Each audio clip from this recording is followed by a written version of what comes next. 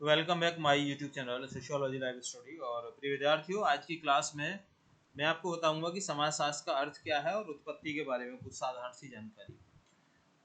इससे पहले वाली क्लास में मैंने जो आपके फर्स्ट यूनिट है सिलेबस की, उस फर्स्ट यूनिट का एक संक्षिप्त क्लास आप उसको कह सकते हैं, उसके बारे में मैंने आपको बताया था। अर्थात सोशियोलॉजी क्या है, उसका मीनिंग क्या है, nature, scope of sociology and common sense, sociology as a science, humanistic orientation in sociology, history and emergence of sociology in India. इसको एक ब्रीफ क्लास थी वो, जिसमें ये सभी टॉपिकों को थोड़ा थोड़ा सा समझाया गया था। आज की क्लास में जो इसका पहला ही जो बिंदु है, पहला ही अध्याय है, आप देखेंगे इसको, sociology what is it's meaning. तो मीनिंग तब तक आपकी समझ नहीं आएगा जब तक कि हम इसकी ओरिजिन के बारे में बात न करें, अर्थात उत्पत्ति के बारे में बात न करें। सिलेबस में थोड़ा सा इसको साइलेंट है, ये केवल मीनिंग दिया गया है। मीनिंग को समझने से पहले हम उसकी उत्पत्ति के बारे में थोड़ा सा जानेंगे, तभी हमारी समझ आएगा कि आखिर समाजशास्त्र है क्या।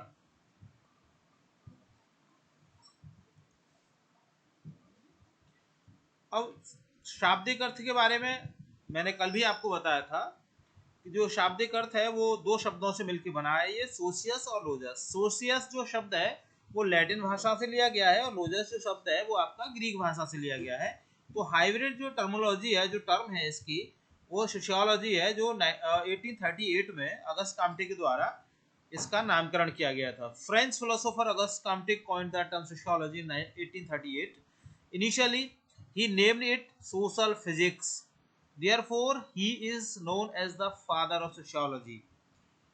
समझ रहे होंगे आप इसके लिए कि अगस्त काम्टे ने इसका पहला नाम जो रखा था वो सोशल फिजिक्स था, और बाद में 1838 में इन्होंने इसका नाम बदल के सोशियोलॉजी कर दिया। क्यों?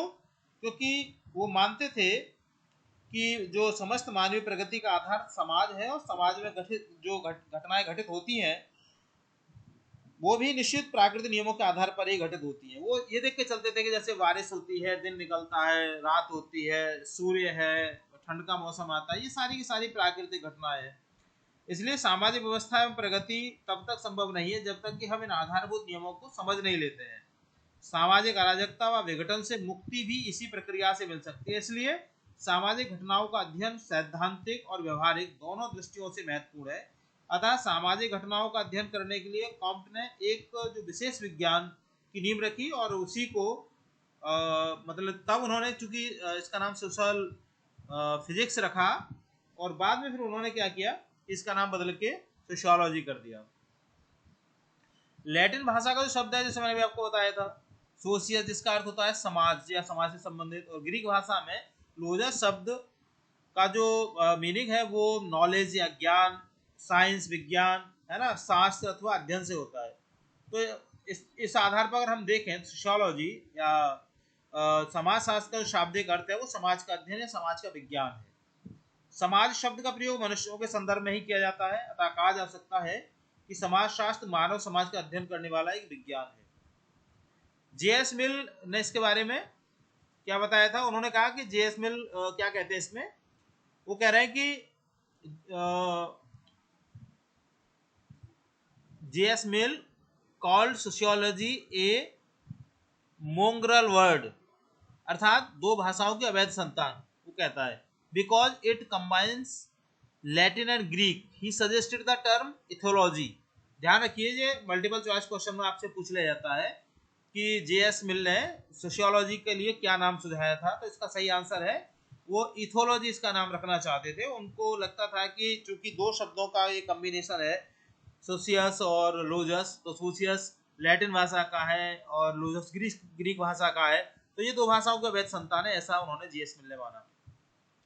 प्रमुख अगर परिभाषाओं की हम इसमें बात करें तो study of social relationship, MacIver और पेज की डेफिनेशन है जो सामाजिक संबंधों की बात करते हैं। Sociology is about social relationship, the network of relationship we call society. समाज शास्त्र सामाजिक संबंधों के विषय में है, और संबंधों के इसी जाल को हम समाज कहते हैं।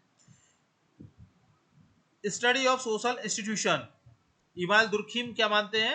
इमाल दुर्खिम मानते हैं sociology is the science of social institution, समाजशास्त्र सामाजिक संस्थाओं का विज्ञान है। वो सोशल फैक्ट की बात करते हैं, तथ्य की बात करते हैं। और तीसरा जो बार्ड हैं, बार्ड, LF बार्ड, वो संपूर्ण समाज का अध्ययन करने की बात करते हैं। वो कहते हैं sociology is the science of society और सोशल फेनोमेना, अर्थात समाज शास्त्र समाज अथवा सामाजिक घटनाओं का विज्ञान है। और चौथे समाजशास्त्री HM जॉनसन, वो सामाजिक समूहों के अध्ययन की बात करते हैं। Sociology is the science that deals with social groups, अर्थात समाजशास्त्र वह विज्ञान है जो सामाजिक समूहों का अध्ययन करता है। तो ये चार परिभाषाएं आपके लिए पर्याप्त है। यूरोप में समाजशास्त्र की उत्पत्ति के कारण क्या थे, इन पर थोड़ा सा देख लेते हैं। तो कारण में देखो सबसे पहला आता है प्रबोधन काल, जिसको बोलते हैं द एनलाइटमेंट टाइम पीरियड। जो प्रबोधन काल है वो 17th सेंचुरी से 18th सेंचुरी के बीच में माना जाता है। Emphasis on reason, rational thinking and scientific inquiry over religious blind beliefs. Thinkers like Montesquieu and Rousseau, Jean Jacques Rousseau paved the way. उसके बाद आती है इसमें फ्रांसीसी क्रांति जो 1789 में हुई थी। और तीसरा जो इसमें आता है वो है औद्योगिक क्रांति, इंडस्ट्रियल रिवॉल्यूशन। औद्योगिक क्रांति में आप समझते होंगे कि जो ये शिफ्टिंग पीरियड माना जाता है, shift from agriculture to factory system, यानी कृषि का जो समाज है, कृषि से जुड़ा हुआ समाज है, वो औद्योगिक समाज की ओर शिफ्ट होता है। Lead to urbanisation, rise of slums, capitalism, labour explosion and new social conflict. देखिए जब औद्योगिक क्रांति या ये कहें कि समाज जब कृषि से संबंधित कार्यों से हटके वो औद्योगिकरण की तरफ बढ़ता है तो तमाम तरह के बदलाव समाज में आते हैं, जिनमें प्रमुख रूप से आप कह सकते हैं नगरीकरण है, राइज ऑफ स्लम्स जो स्लम्स बस्तियां हैं उनका उदय होता है, बहुत सारी निकलती है। कैपिटलिज्म, पूंजीवाद, labour exploitation and new social conflict, कई प्रकार की नई सामाजिक चुनौतियों का उद्भव होता है, नई चुनौतियां समाज के सामने आती है। संस्थापक विचारकों की अगर हम बात करें तो आप जानते होंगे सबसे पहले नाम आता है ऑगस्ट कॉम्टे का, जो 1798 से 1857, अर्थात इनको फादर ऑफ सोशियोलॉजी कहा जाता है। इनके द्वारा लॉ ऑफ 3 स्टेज, 3 स्तरों का नियम दिया गया, और पॉजिटिविज्म जो इनकी सबसे महत्वपूर्ण आइडियोलॉजी है। इसके बाद नाम आता है हर्बर्ट स्पेंसर का 1820 से 1903 के बीच में। इनकी जो थ्योरी है वो सामाजिक डार्विनवाद है, सोशल डार्विनिज्म, ऑर्गेनिक एनालॉजी, जैविक सादृश्यता, और इनकी जो पुस्तक है उसका नाम है प्रिंसिपल सोशियोलॉजी। तीसरा नाम आता है इमाल दुर्खीम का, जो 1858 से 1917 के बीच में इनका जीवन काल रहा।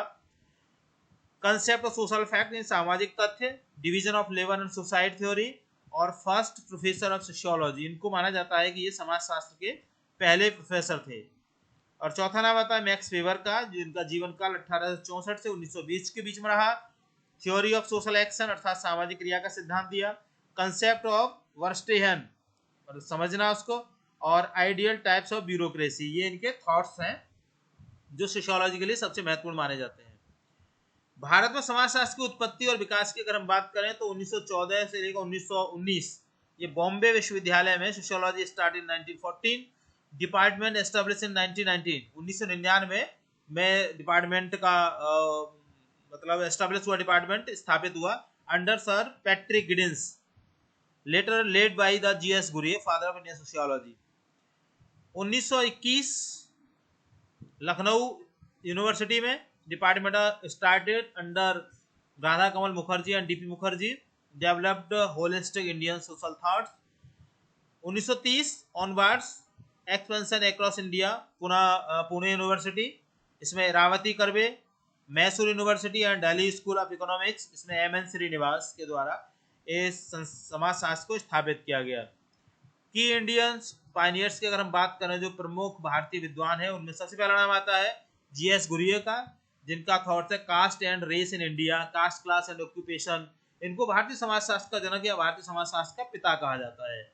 राधा कमल मुखर्जी, सोशल वैल्यूज, सामाजिक मूल्य, और MS श्रीनिवास के द्वारा दिया गया सिद्धांत संस्कृतिकरण, जो हमें ये बताता है किस तरीके से डोमिनेंट कास्ट सोसाइटी में होती है, जिनका अपना एक प्रभाव समाज के ऊपर होता है, और संस्कृतिकरण क्या है, संस्कृताइजेशन क्या है, कैसे कोई भी एक निम्न जाति व्यवस्था में अपने को उच्च स्थान पर प्रतिस्थापित करना चाहती है और कैसे वो उसको कर पाती है। थोड़ा सा इसको आप देख लीजिए, यहाँ आप रिवीजन कर सकते हैं इस स्लाइड के माध्यम से, ठीक है। एटिमोलॉजी आप मतलब जो इसका अर्थ है वो सोशियस लैटिन भाषा से लिया गया, लोजस ग्रीक से लिया गया है, और इसको हम साइंस ऑफ सोसाइटी कहते हैं, जो 1838 में अस्तित्व में आया। फादर ऑफ सोशियोलॉजी कहा जाता है अगस्त काम्टे के लिए, first named it's social physics. तो समाजशास्त्र का पहला नाम क्या था? सामाजिक भौतिकी, यानी सोशल फिजिक्स नाम था, और अगस्त काम्टे ने 1838 में इसका नाम रखा सोशियोलॉजी। और फोकस इसका रहता है MacIver and Page defined society as a web of social relationship. MacIver और पेज कहते हैं कि समाज सामाजिक संबंधों का जाल है।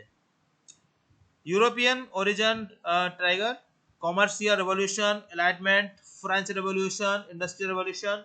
इंडियन ओरिजिन ट्राइगर की अगर हम बात करें तो introduced at Bombay University 1919 by Patrick Geddes and GS Ghurye.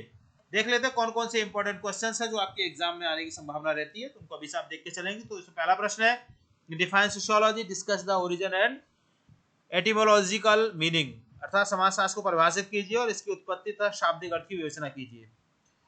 समाजशास्त्र सामाजिक संबंधों का जाल है, मैकआइवर और पेज के इस कथन को स्पष्ट कीजिए। Sociology is a web of social relationship, explain this statement of MacIver and Page. And the third question, discuss the factors responsible for the emergence of sociology in Europe and India. Europe एवं भारत में समाजशास्त्र के उदय के लिए उत्तरदायी कारकों की समीक्षा कीजिए। तो प्रिय विद्यार्थियों, इतना समझ लीजिए कि ये क्लास मोस्टली गुरु जम्बेश्वर विश्वविद्यालय के विद्यार्थियों को ध्यान में रखकर तैयार की गई है, लेकिन समाजशास्त्र के, क्योंकि आपको पता होगा NEP 2020 यानी जो नेशनल एजुकेशन पॉलिसी है उसमें ये पाठ्यक्रम उत्तर प्रदेश के सभी विश्वविद्यालय में लगभग एक जैसा है, तो किसी भी विश्वविद्यालय का विद्यार्थी हैं आपके लिए ये जानकारी काफी महत्वपूर्ण रहेगी।